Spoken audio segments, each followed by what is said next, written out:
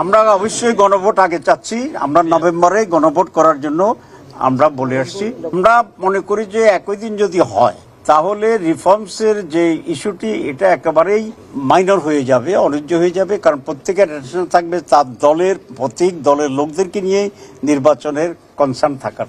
তো সুতরাং সেদিন দেখা যাবে যে গ্রামের সাধারণ ভোটাররা ধানের শীষ অথবা পাল্লায় ভোট দিয়ে ওই কাগজটা পকেটে নিয়ে বাড়ি চলে যাচ্ছে, কারণ তাকে আরেকটা ভোট দেওয়ার জন্য যে চাপাচাপিটা কে করবে, কারণ আমি তো ততক্ষণ আরেকটা পাল্লা ভোটের জন্য দৌড়াবো। সেই কারণে যেটা বলা হচ্ছে রিটার্ন, এখানে রিটার্ন ওইখানে ভোট কাজ কম হবে।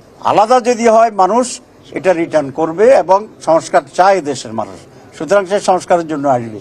2 নম্বর যেটা সেটা হচ্ছে আমাদেরকে কেউ কেউ বলে যে এই নির্বাচন করতে গিয়ে যদি ঝামেলা হয়ে যায় তাহলে জাতীয় নির্বাচনের তো সেটা আবার অনিশ্চিত হয়ে যাবে।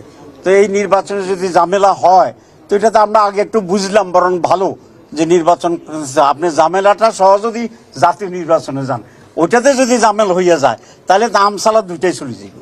এই জন্য আমরা মনে করি যে একটা সহজতর নির্বাচন যদি আমরা এখানে এক্সপেরিয়েন্স নিতে পারি, এক্সপেরিমেন্ট করতে পারি, কিভাবে পুলিশ সহযোগিতা করে, ইলেকশন কমিশন যদি বুঝতে পারে আমরা আজকে পুলিশ সেটা আপনাদের জন্য ভালো, কোথায় ত্রুটি হবে এটা বুঝবেন।